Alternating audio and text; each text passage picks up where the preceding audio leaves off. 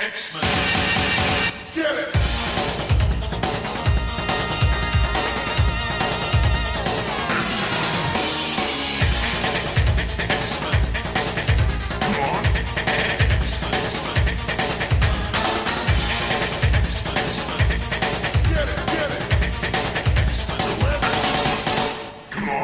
Hey everyone, and welcome to another exciting episode of Battle of the Atom.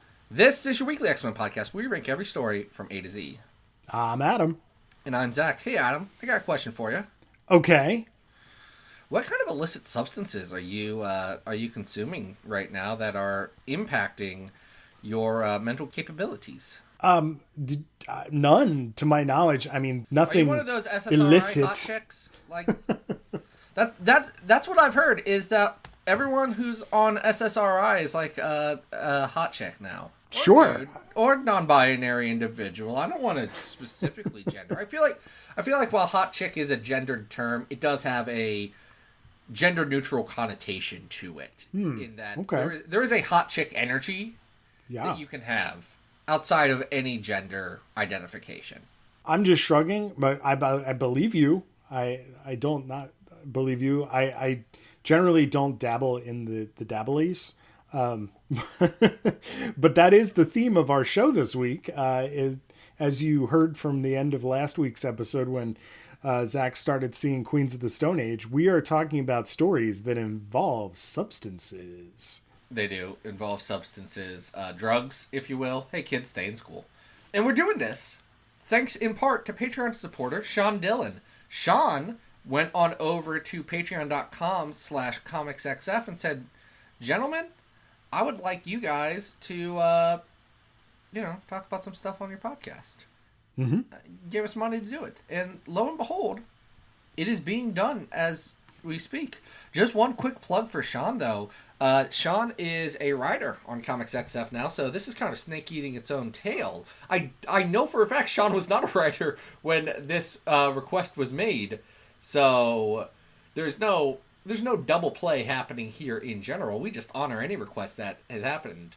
But Sean is a writer himself, and you can pick up his book that was released this year called The Tower Through the Trees. It is a solar punk manifesto through the apocalypse. I got a chance to read it. It is very interesting. It is a very interesting, very non-traditional novel that I would encourage you to go check out. Sounds awesome. Wild. I'm looking at that cover art. I like that too. It looks great. It's got a really cool cover. Frankly, I like Sean, and I bought this before Sean wrote for the site.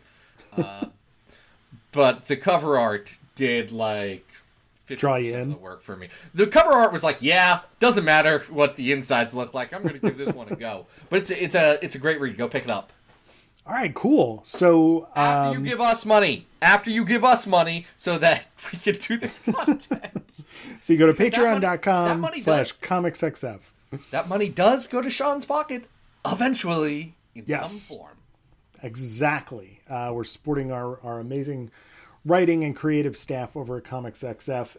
What is the story that Sean requested? Sean requested a story called Invasive Exotic. It takes place in X-Men Legacy Volume 2, numbers 10 through 12, written by Cy Spurrier, with art by Paul Davidson. Yep, and we also have series regular Tan and Huat on these issues as well. Mm-hmm. Colors by Rachel Rosenberg. And this is an interesting one. And people who were reading the series might remember this from the outstanding Mike Del Mundo covers that all involve pills. Hey, can we take 1 second to talk about Mike Del Mundo? Because, oh my gosh. Why are people not paying Mike Del Mundo more to do covers all the time?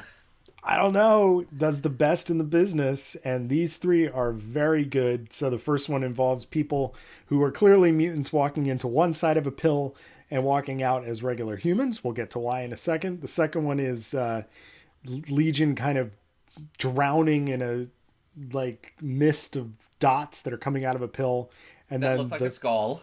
Yes. And then the third one is a armband of a a specific evil villain that's in this story, particularly the Red Skull, but instead of his super evil insignia, it is an X. And Mike Del Mundo he knows how to do a cover. Listen, Mike Del Mundo might be the best cover artist in comics. Mike Del Mundo is 50% of the reason why Three Worlds, Three Moons is the most popular thing on Substack. The other 50% is Mike Huddleston. Jonathan Hickman is present, I assume, in some of that. So this story is picking up after several issues of Legion sort of having found that he can control some of the personalities inside of his head, but there is one that has really been bothering him, and it has taken the shape of his dead father, Professor X. Yeah, it is the shape of Charles Xavier in gold. He's called the Fiend. David can't control him. David doesn't know how to deal with this. If you are paying attention in X-Men continuity, this is after AVX. Charles Xavier has been killed. David is having some complex feelings about that because Charles Xavier is his father. Charles Xavier is also not a very good father. This is also after the first arc of Uncanny Avengers, because Professor X's brain has now been grafted into the Red Skull. We've not talked about that arc of Uncanny Avengers on this podcast yet. Well, we kind of have. We've talked about Axis. We've talked about Axis, which is the end of all of this. Yeah, we did talk about the Uncanny Avengers arc that Duggan did that sort of wraps up the Professor X and Red Skull combo. Adam, I've got a question for you. Are you a neurosurgeon?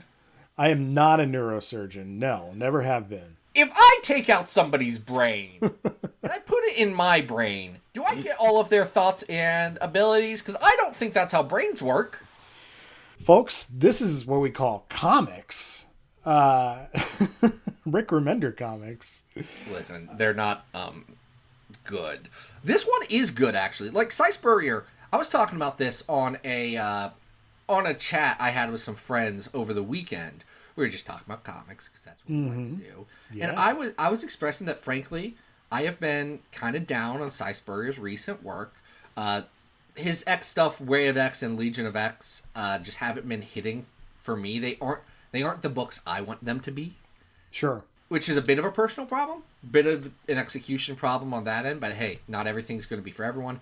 I thought Step by Bloody Step was a absolutely gorgeous book that stretched the limits of the complexity of a story that you can tell without words over four oversized issues. Again, one of the most gorgeous comics I've ever seen. Plot-wise, a little thin. And then The Rush was a comic that I should have loved. A like 1800s turn of the century kind of gold rush horror thing. Ooh. Yeah, it's set in Canada. Actually, not during the 49 gold rush. On one of the last gold rushes that actually happened out in Alberta area, northern Alberta. It's an interesting story. I don't think it worked all the way that it could have, and does pale in comparison to other similar stories in the weird things happening in Canada genre that is really overtaking comics, with books like Black Stars Above by Lonnie Nadler and Jessica Cha, and the just came out last week, Brother of All Men by Zach Thompson and Ian Morrow, I believe. Yeah, anyway, Canada's just crawling with weird Canada stuff in that. What I say all this to say is I've not been as hot on Cy Spurrier's work as I wanted to be. And this was a stark reminder that, I like what this guy does a lot of the time. It's just not, right now it's just not hitting. We're just in different places, and that's fine. But this arc I really like, because this arc is complex and challenging in ways that I want comics to be. Yeah, absolutely. Because we have this internal struggle that Legion has with this character. He offers to trade powers with him for a second. So he is seeing into the future, and we see that Legion is going to become some sort of like world-ending threat. And in exchange for this vision, he offers to give this Professor X personality a minute of control of his body, having seen the future and getting an idea of what that is. Now, that's all just lead up to what appears to be a sort of play on Joss Whedon's Cure storyline, wherein Legion goes to the San Francisco Institute of Biosocial Studies and basically says, hey, cure me, because I'm going to destroy the world one day. It's interesting the way they play it up. This story is self-aware, and you almost think the story plays its beats so well, because in the first issue you start to really feel like they're trying to say, well, shouldn't people be able to not be mutants? Look at all of the terrible things that mutants have done. Shouldn't people want to be, like, if someone can be cured of their mutation, isn't that a good thing? Shouldn't they be given that choice? Shouldn't they be allowed to? And look at this guy who's leading it. He is Dr. Marcus Glove. His name is Marcus Glove. He has, every time something bad happened with the X-Men, Marcus Glove was there getting maimed. I do appreciate this joke as it goes through the issue. You know, he gets messed up during Inferno. He gets messed up by the Phoenix. He gets messed up by Master Mold stomping through the city. And Master Mold stomping through in what has to be like X Factor 12 or whatever. No, because it's after the Inferno thing. So either it's a continuity error, which it probably is, or it's from Marvel Comics Presents, baby. Oh, it is in Alaska.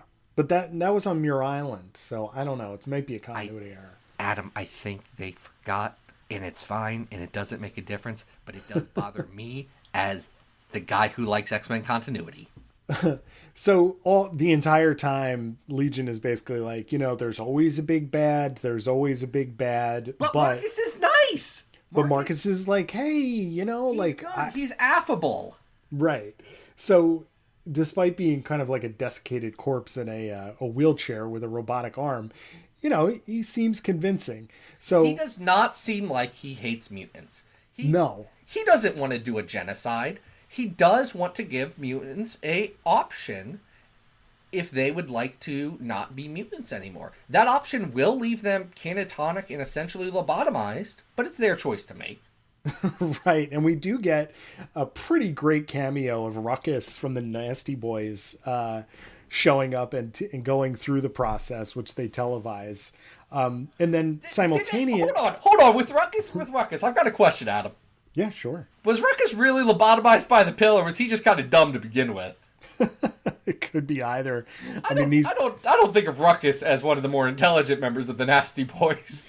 No, but he is forming coherent, complete sentences, and by the time these characters go out into their patio area where they like just stare off into space, they really can't think anymore. Yes. So this is all fun and you know, well, but the flip side to this is that Blind Spot is back at the Jean Grey School of Higher Learning trying to convince a group of people who have wronged Legion to go and help Legion and stop him from taking the cure before it's too late. Okay, hold on. You say have wronged Legion. Legion, they may have some valid complaints about They all have valid complaints. They all have valid complaints, right? She goes to Frenzy. Right. Frenzy's like, oh yeah, Age of X. That was real great for me. You know, she goes to Chamber. She goes to who else does she recruit? There's Karasu Tengu, who is from the first arc of the series. Mm-hmm. She goes to a couple of them and tries to get them going, because what they're seeing and what's happening here is Dr. Glove is going to televise Legion taking this pill, and it feels like propaganda. This is a incredibly powerful mutant, the son of Charles Xavier, saying that he doesn't want to be a mutant anymore. Right. What Spurrier does, I think, is very good, because this whole time he's sitting there making you think, like, okay, I understand these points. Like, these guys are making some valid points, and it's slowly like bringing you over to that side of, look how bad, like, look how reasonable and good this is. And Legion's saying, there's got to be a big bad. There's something. He's like, no, everyone's fine. Hey, turns out there's a big bad, Adam. Do you know, There sure is. do you know who's trying to eliminate all mutants and do this race war? Very nice and subtly and politely and with kindness, but still absolutely trying to do genocide. It's everybody's old friend, the Red Skull.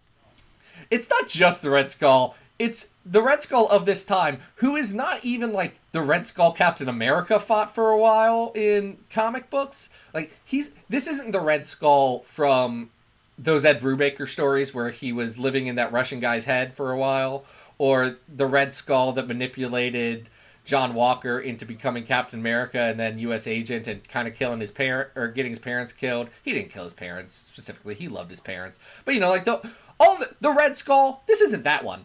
This is in fact the Red Skull pulled right out of World War II, time traveled, and being like, I am the most evil Red Skull you could be. I am Red Skull at the height of my liking Nazism.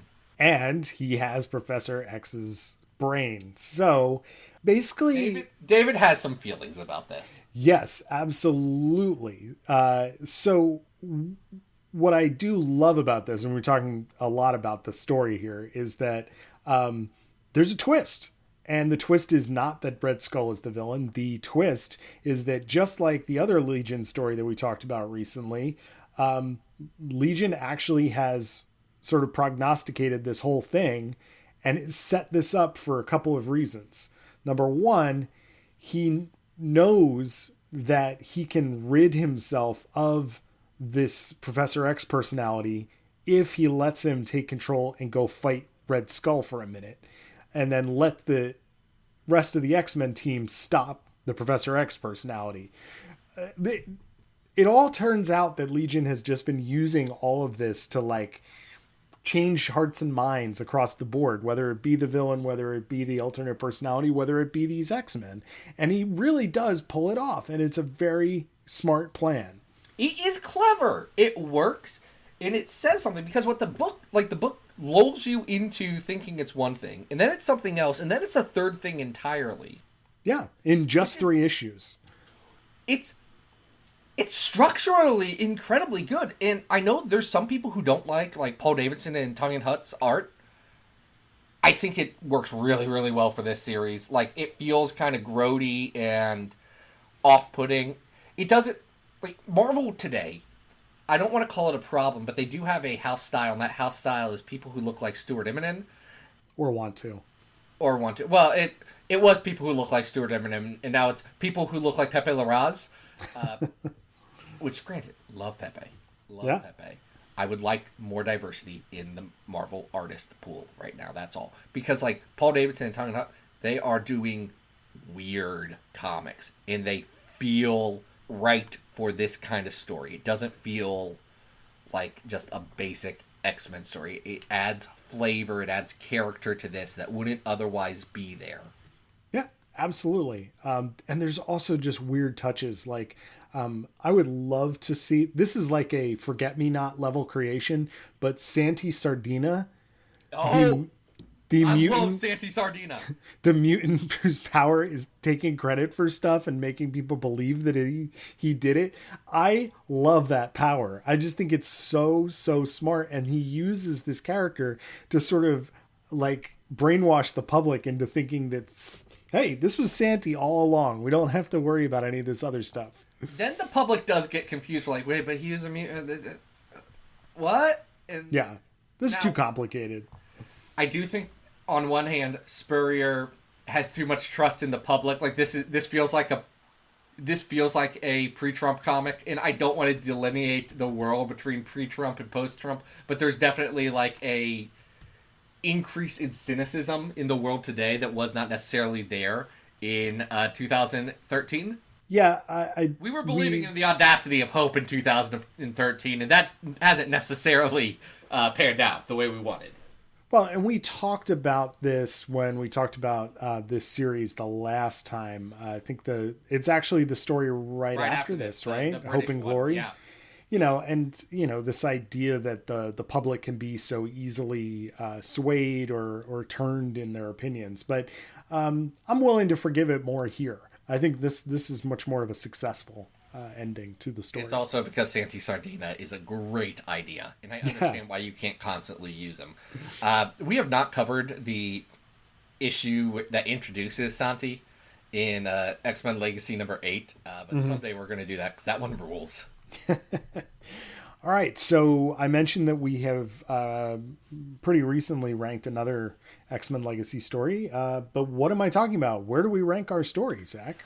We rank our stories on a big old list from best to worst X-Men stories of all time, forever and ever and ever and ever and ever and ever and ever and ever and ever. And that's what we do on this podcast until we're out of X-Men stories. Which, listen, Adam, I'm looking at our to-do list. We got a lot of X-Men stories to do still. That's all right. Just keep them coming. They won't keep publishing let us them. Stop. They won't let us stop. Our quest is yet to be over. But we have these ranked from best to worst, with the number 1 story being The House of X, The Powers of 10. The 100th best X-Men story being Hickman's New Mutants. The number 200th story on our list is X Infernus. The 300th story on our list is New X-Men Here Comes Tomorrow. Number 400 on our list is the Timebreakers Arc of Exiles. Number 500 on this list is the Daddy Boros issue of X Factor. I keep forgetting we call it that.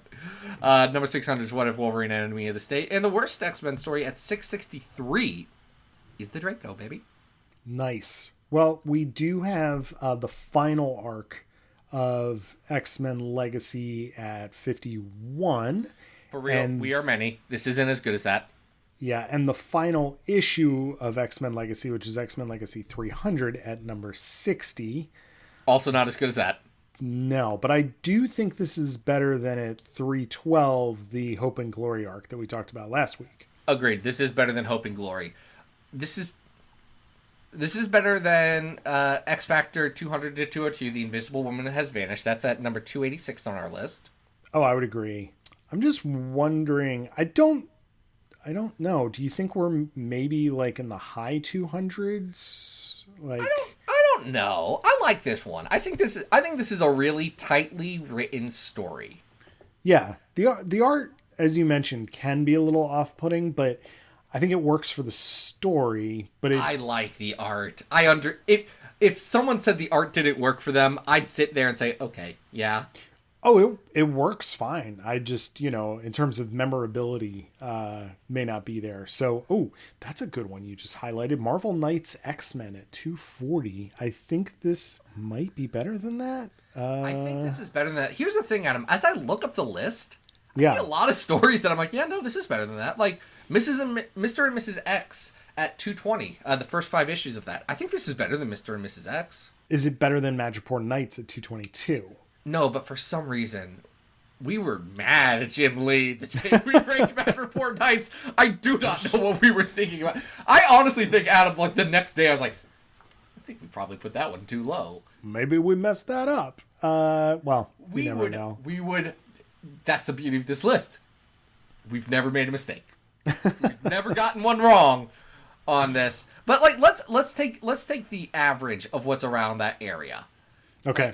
You got X-Men versus Agents of Atlas. I think this is better than that. You got the first arc of Cable and X-Force. I think this is better than that. I think this is on par with that. Yeah. Okay, you have Uncanny X-Men 230, 'Twas the Night Before, which is the Australian X-Men Christmas issue. Yeah, I like that one better. Just personally. I like this better than that, but I do think right above that at 207, Power Pack 19, Guess Who's Coming to Dinner, is better than this. All right, well, let's squeeze it between those two. So this will be our new 208. Okay. Here's the thing. Do you know what this story doesn't have? What doesn't it have? I don't know. It doesn't have Beta Ray Bill celebrating Thanksgiving. It just forgot he was there. I saw a picture of Walt Simonson today, and he was holding a Funko Pop of Frog Thor, and I was like, man, I'm happy for Walt Simonson. Dude's living his best life. I think Walt Simonson is happy to be Walt Simonson, which makes me very happy. I saw pictures of like Walt and Chris and Wheezy all at a convention recently, and my heart did get warm. It's like, man, these people are still friends. Absolutely. It's nice. That's nice. I could fully understand not wanting to be friends with Chris Claremont after you're done working with him. So it's nice to see all these years later. All right, so that was our first story involving drugs, and this next story also involves drugs, but not from the 616. This involves drugs from the Ultimate Universe, Earth 1610.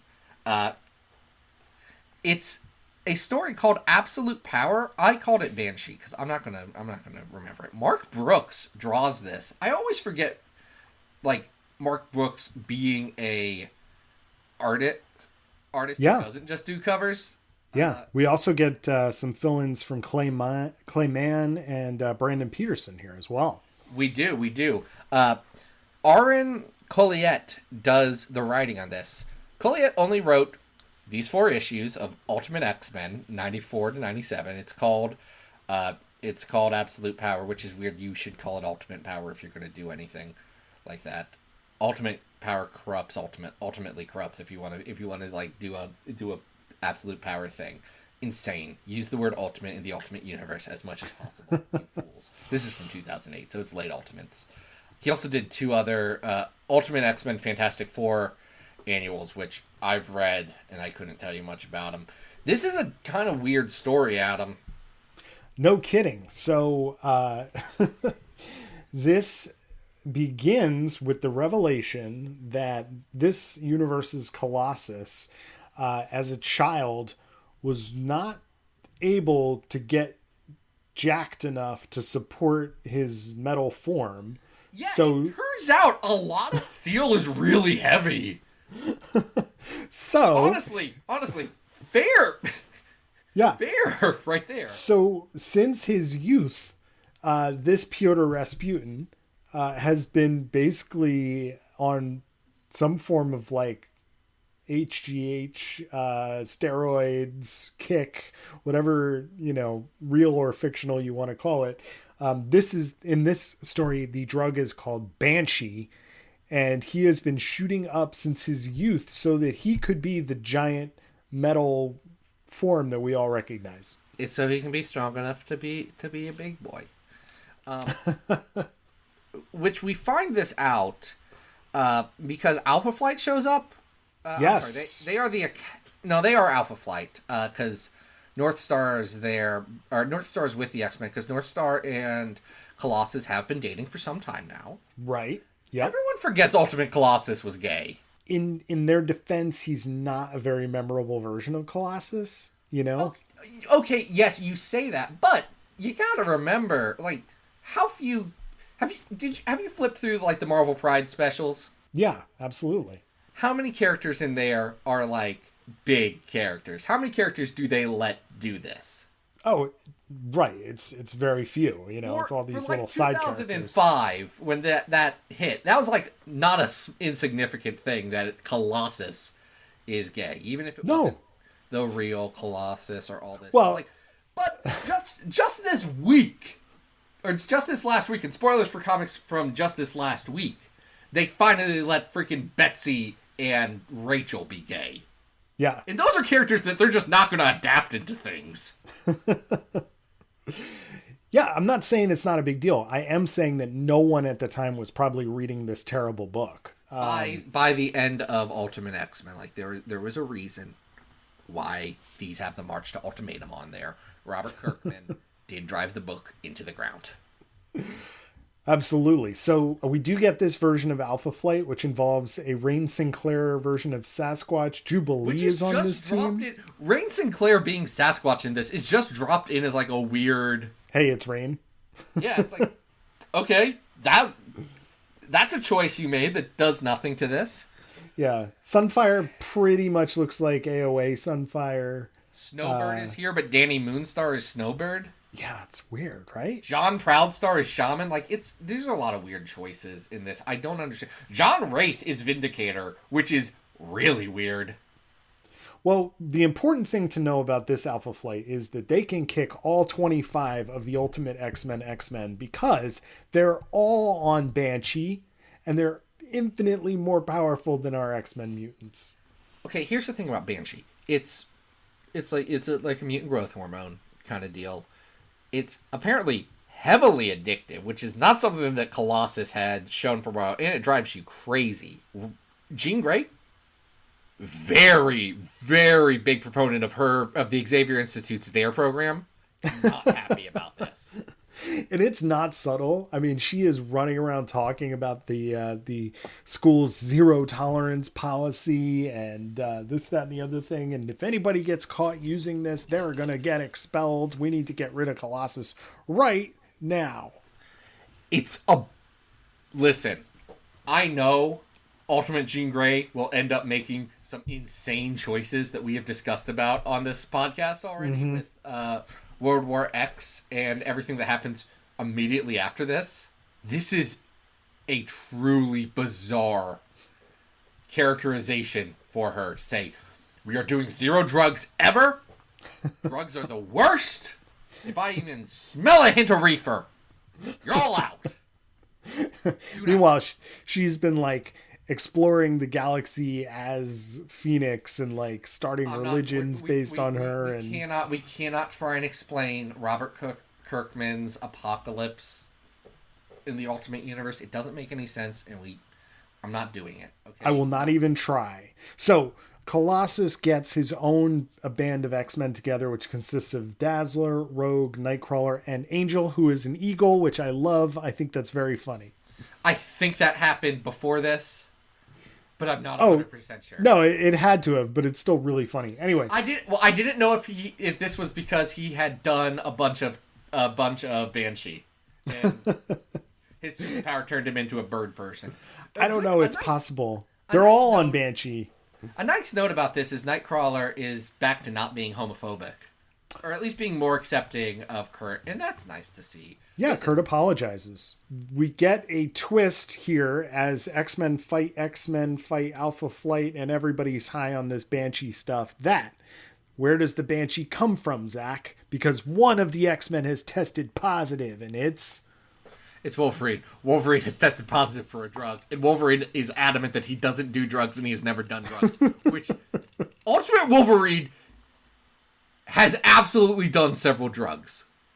It's so weird that this character who is like, body swapped with Spider-Man to try and canoodle with underage MJ is like suddenly this moral center of anti-drug hysteria. Ultimate Wolverine, who joined the X-Men explicitly to assassinate Charles Xavier. For good reason, it turns out, because the Banshee drug is apparently synthesized from his own body somehow by Chuck and Moira. Oh yeah, Moira McTaggart is here on Muir Island, which Moira had been in Ultimate X-Men pretty much since the beginning. Like, she was married to Charles and all this stuff. Like, she was in issue 16 was the first one. So yeah, pretty close to the start. Yeah, start of the World Tour arc. So it turns out what Moira says, hey Charles, it's really friggin' expensive to run a secret underground army. You guys have a B-2 stealth jet. That's not cheap. How do you think you paid for it? Did you think your family was just that rich? Like, you are wealthy. There's different levels of wealth and funding in army.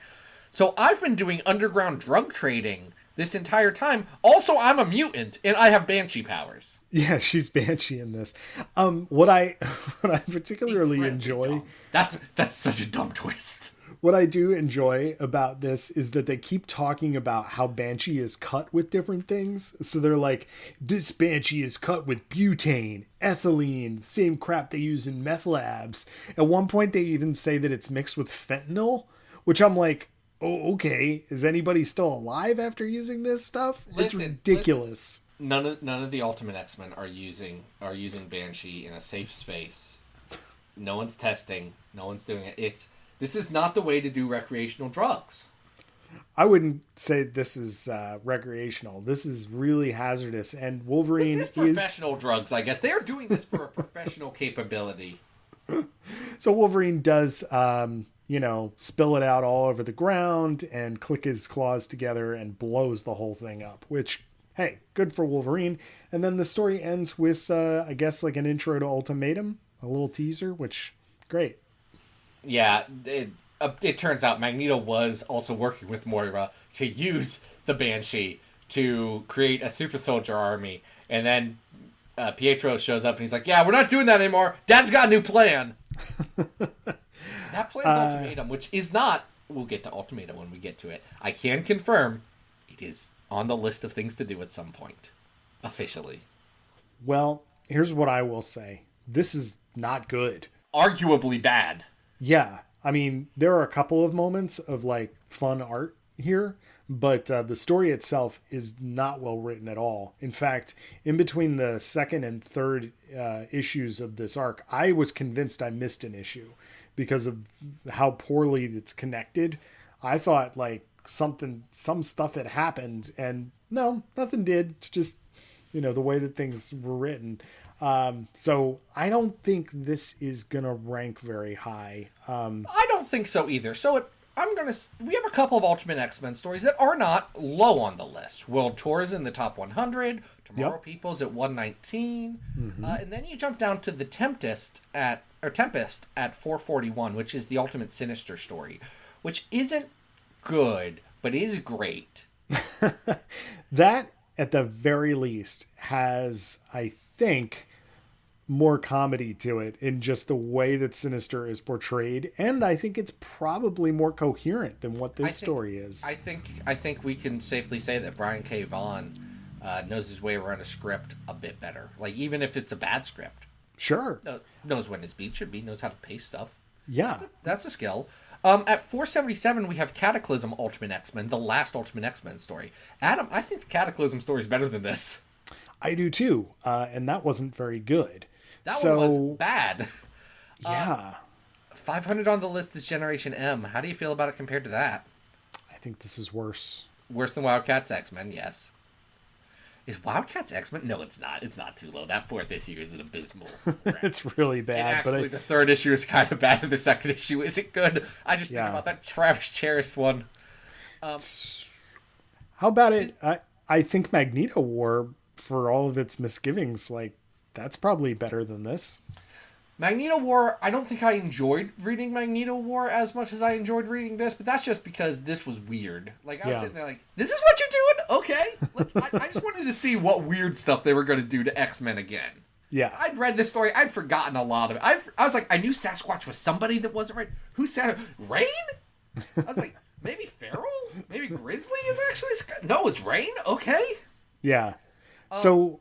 How do you feel about this compared to Wisdom Max? I think Wisdom Max is better. That's at 569. I do. I agree, but I don't think...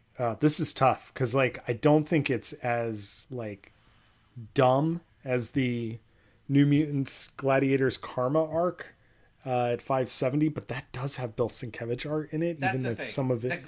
That New Mutants arc is way more racist. Yeah. That's why I think I'm leaning towards... It's hard. We've talked about this. It is hard to... Bill Sienkiewicz does great art in this comic. He also does a lot of racist art in this comic, so it is hard to decouple those two things.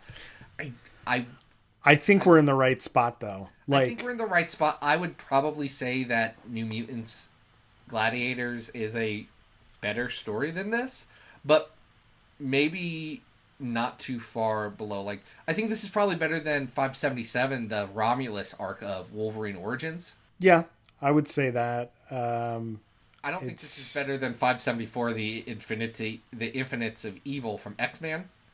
No, that's at least trying something a little crazier.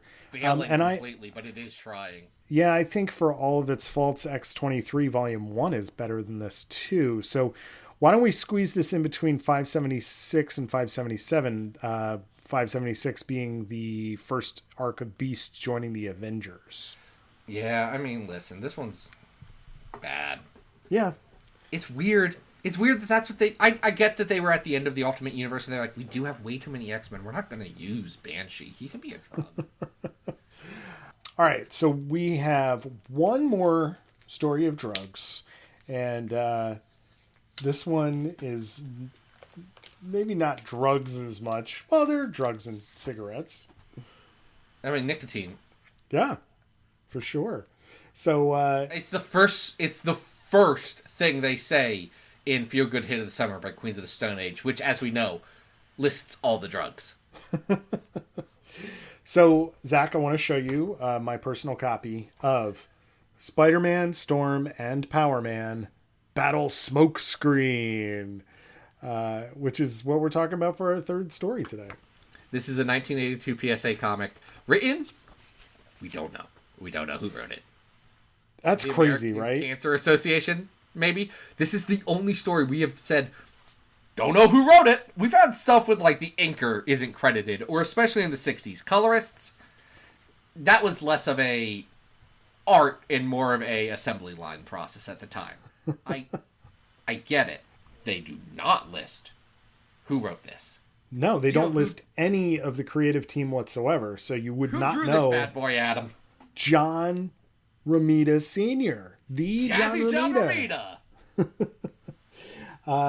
Now, this book served as a PSA comic originally in 1982, and then received a variety of different forms up until 2005, including a very bizarre 2005? updated.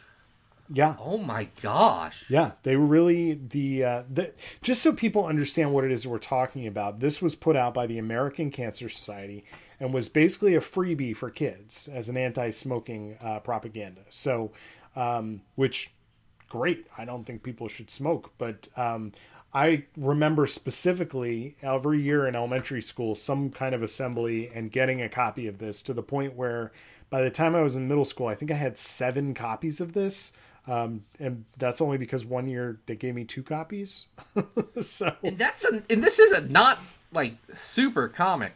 I am sad, Adam, that you only had the original cover, right? You didn't get the 1998 relaunch, the No. 1998 B cover that puts everybody in their 90s costumes and their 90s logos, like the scary Spider-Man logo and the bad Storm logo.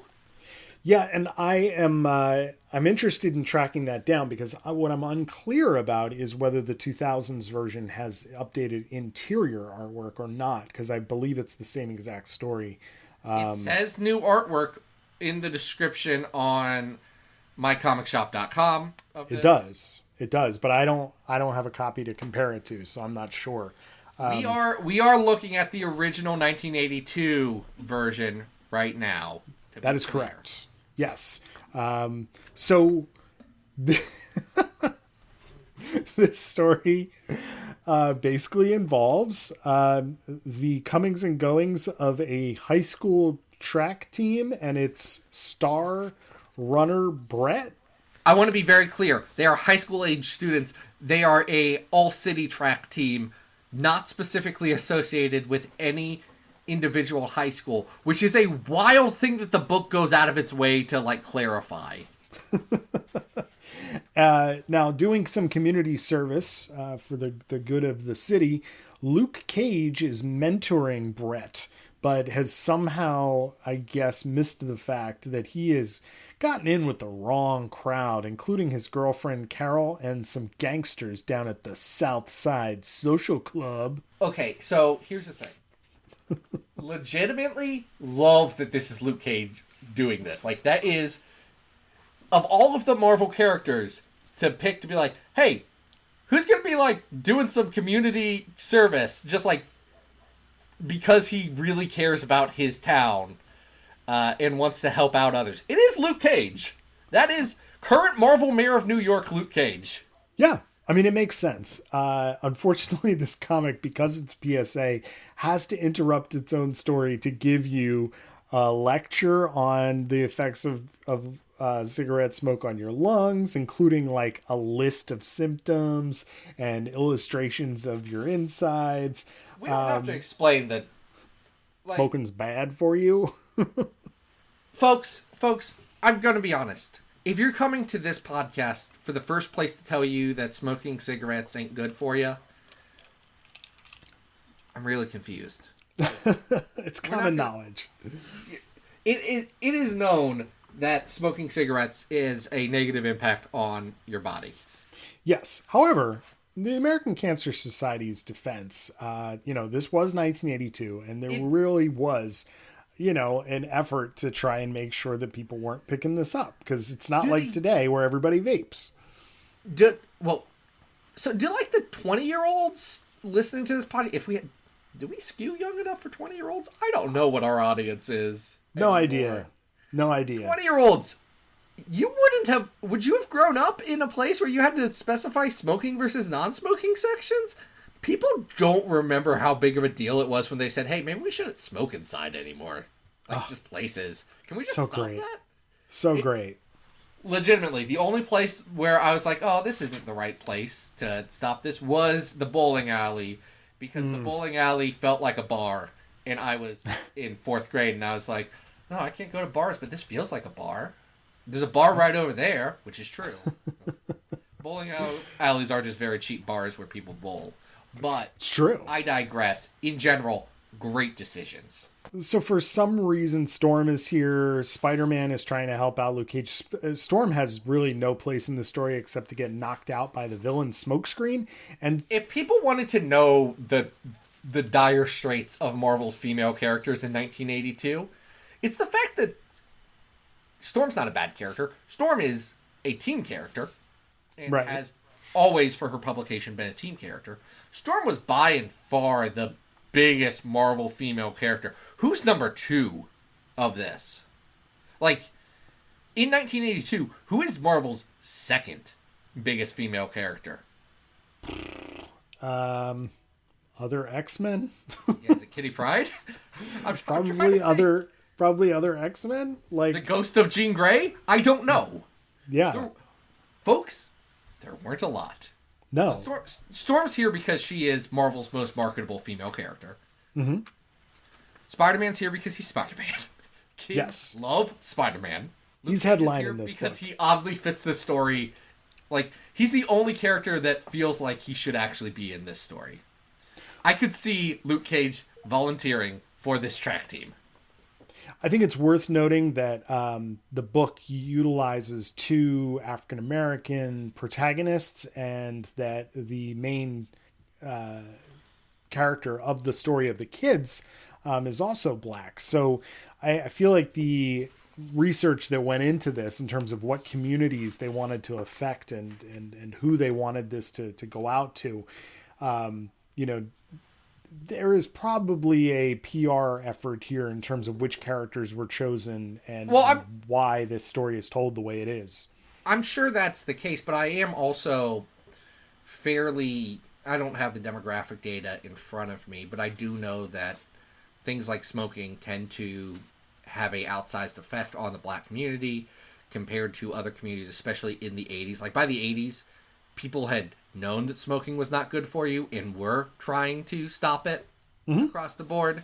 Not necessarily the most successfully, but it ends up being marginalized communities that are the last place to get impacted by that. So I can applaud the American Cancer Association for, like, trying to make a point of making something that everyone can enjoy, but is specifically targeted to marginalized groups. Like, that is a good thing they did. Execution will vary. Yeah, and it's funny. There are 2 little vignettes. One is called Window Shopping Fun, which features a kid named Jamie trying to realize all of the things he could afford if he just stopped spending those 75 cents per pack on cigarettes. And then there's another one at the end, which is Brian's Decision, which is about Brian moving to a new community and having to decide what to say when someone offers him a cigarette. And you're asked to fill in his word bubble. Absolutely incredible that they leave a blank word balloon and say, go to town. Right in your comic. There's also a crossword puzzle in here. There's a whole bunch of stuff. But what's important, I think, is what Brett is going to do. Because Brett is suffering in his athletics because he's smoking. Because it's impacting his cardiovascular health. Absolutely. And he is also asked by this gang to throw the big race. And this is because not only is our villain Smokescreen worried about, I guess, the spreading of cigarettes within the community, but is also secretly wants to control the world of sports betting in New York City, especially high school city track team betting. Listen, Smokescreen Smokescreen sets up a very elaborate plan to get Brett addicted to cigarettes so that he'll be slightly worse at track and lose. Which is an absolutely insane plan. Especially since the book lays it out, you're like Brett's been smoking for a few months now. You played the long game on this. I feel like bookies adjust their numbers as they get closer to it. And if someone's watching the world of what appears to be intramural, inner-city youth sports that closely to bet on it, I think they're going to watch if the star guy's smoking it. I'm like, I don't know about Brett on this one. They're scouts. There might be. I don't know. There might be some college scouts out there with Brett, but it is an absolute... college scouts be gambling small bills on this?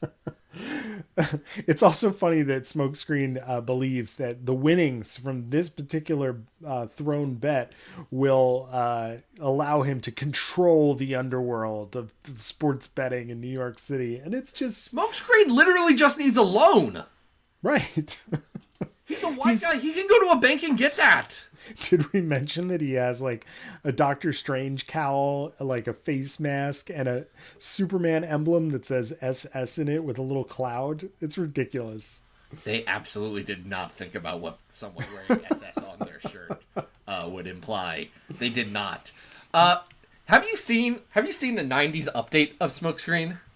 Where his face is completely obscured, right? He doesn't have SS on him anymore. He is wearing a more impressive cape. He's wearing an all-black bodysuit over his face. He looks like Spawn without the chains. He really does. Because kids love chains.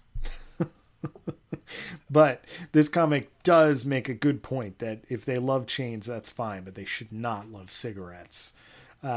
So I have to say, when I was a kid, I read this many times just out of boredom. It was just sitting there and I had too many copies of it. Is it good? No. It's ridiculous and very stupid, but it's a interesting artifact of another time by a classic artist. Listen, John Romita draws it. That's a point. Yeah. And I do like the ending, even if it's very cheesy, where they get to it. Brett still loses the race. He's like, dang. It turns out, just because you decide to quit smoking, it doesn't mean that you're done with breathing issues on occasion. You're still going to hack up every once in a while. Right. I'm going to try harder next time, though. So, just to be clear, just because Smokescreen got thrown in jail, like, his bets are still good, right? Like, that's a great question. He still wins, doesn't he? I guess technically financially, but maybe he needs that money to bail himself out. I'm not sure. I don't know. This story is buck wild. It's good. No, it's not good. Does it mean well? Absolutely. So down at 588, we have the X-Men Survival Guide to the Mansion, which is... This is better than the Survival Guide. Yeah, I think that this is like a more interesting artifact from that time. So, but I do think we're probably down in the 500s, right? Yeah, we absolutely are. This is better than Marvel Mangaverse X-Men at 587. I think it's better than that Captain Marvel 2 and 3, where they tried to reveal Adam X's origin story. I think this is better than X-Men Noir at 580. Yeah, I'm not a big fan of X-Men or Weapon X Noir, so Night of Terror is probably better. Yeah, Night of Terror is probably better. You know, that's got good art too. Like this, does. This is 1980s John Romita. He's slowed down. He hasn't been doing monthlies in a while. The old dog still got it. Heck, Marvel put out a John Romita cover recently, like John Romita Sr. It was a Spider-Man. Junior was also credited on it. I'm not sure. I'm guessing Senior did the inks, and his son drew it. Yeah. By the way, have you seen a picture of John Romita Jr. recently? Guy is ripped. Dude is healthy as all get out. Maybe he's been taking some Banshee. He's got guns, baby. John Romita at his drawing board. He's doing like 50-pound curls right there, boy. All day. He definitely hits the gym. I would love to see JRJR and Greg Capullo arm wrestle. That would be really fun. You know what? I bet if they were both at a con, that we would just have to like go to the just edge them a little bit. Bar. We would just have to like walk over and be like, hey, John, hey, Greg. I heard John says he's got bigger guns than you. That's all you Greg need to do. Would say, who are you? I said, don't worry about it, Greg. Go arm wrestle comic book legend John Romita Jr. Neither of you can use your right hand. I understand. Those are your money makers. Oh man! All right, fun. so that's our new 580, and those were our that was our episode about drugs. That was our episode about drugs. Hey, Adam. Hi. We did another episode. We should thank Sean again. Thanks, Sean. Thanks, Sean. Colleague Sean. Yes. Go buy Sean's book. What do you got going on? If you want to be like Sean, patreon.com/comicsxf. Adam, what do you got going on? Well, keep your ears and your eyes open. I will share the link when it comes out, but in a couple of weeks, I am a guest on the podcast, The Superhero Show, which occasionally highlights other podcasts and their hosts. So I got interviewed for that, and that should be out like within 3 or 4 weeks. So Mr. Fancy Man over here. I don't know. They invited me. I did it. Adam Reck, so important man.